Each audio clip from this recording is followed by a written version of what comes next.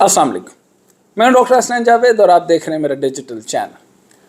غزہ پر اسرائیلی حملوں کو 20 دن گزر چکے ہیں۔ شہید فلسطینیوں کی تعداد 7,000 سے تجاوز کر چکی ہے اور اس میں 3,000 صرف بچے شامل ہیں، اور دنیا بھر کی بڑی طاقتیں ابھی تک یہ فیصلہ نہیں کر پائیں کہ اسرائیل کو اس ظلم سے کیسے روکا جائے۔ برطانیہ اور یورپ جیسی انسانی حقوق کی علمبردار حکومتیں جس بے حسی کے ساتھ اسرائیل کے حق میں بیٹھی ہیں، انہیں تاریخ کبھی نہیں بھولے گی۔ نیو یارک ٹائمز نے بھی غزہ کے ہسپتال پر حملہ کرنے سے اسرائیل کے جھوٹ کا بھانڈا پھوڑ دیا ہے۔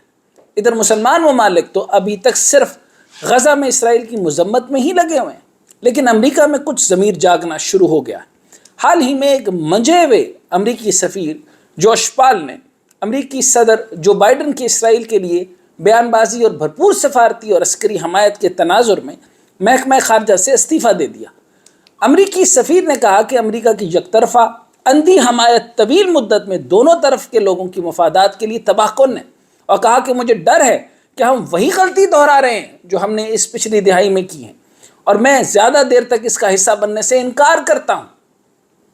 اور کچھ رپورٹ سامنے آئی ہیں کہ اب صرف ایک نہیں، متعدد امریکی سفارتکاروں کے درمیان جو بائیڈن کی کل فرسٹ تھنک لیٹر کی نام نہاد حکمت عملی کے حوالے سے ایک بغاوت پیدا ہو رہی ہے، اور کچھ سفیر اپنے اعتراضات کے لیے ڈیسنٹ کیبل لکھنے کی بھی سازش کر رہے ہیں۔ اور ان بڑھتے تنازعات کی لہر کو روکنے کے لیے امریکی وزیر خارجہ اینٹونی بلنکن نے بظاہر مسلمان، عرب اور یہودی نسل کے پریشان سفارتکاروں کو چھوٹے گروپوں کے ساتھ کچھ لسننگ سیشنز بھی منعقد کیے ہیں تاکہ ان کے خدشات کو کم کیا جا سکے۔ تو اس میں کوئی شک نہیں کہ اگر غزہ اسرائیل تنازع کو نہ روکا گیا تو یہ دنیا کی تیسری اور نہ ختم ہونے والی تباہ کن جنگ کی طرف دھکیل سکتا ہے۔ ایلون مسک بھی خبردار کیا ہے، ایلون مسک آپ نے سنا ہوگا، ایلون مسک نے بھی خبردار کیا ہے کہ اسرائیل اور حماس سمیت یوکرین اور روس کی جنگوں کے باعث انسانیت ممکنہ تیسری جنگ عظیم کے قریب پہنچ گئی ہے۔ ایلون مسک کا یہ کہنا معمولی بات نہیں ہے۔ ایلون مسک نے کہا ہے کہ وہ موجودہ حالات میں امریکی طاقت کو روس، چین اور ایران پر مبنی اتحاد کی آزمائش کا سامنا ہو سکتا ہے۔ بدھ کو اقوام متحدہ کی سلامتی کونسل غزہ کی موجودہ صورتحال پر قرارداد منظور کرنے میں ناکام رہی، کیونکہ بدھ کو رکن ممالک کی طرف سے 2 مسابقتی مسودہ قراردادوں کو مسترد کر دیا گیا۔ روس اور چین نے امریکہ کی تیار کردہ قرارداد کو ویٹو کر دیا، جس میں اسرائیل کے اپنے دفاع کے حق کا مطالبہ کیا گیا تھا۔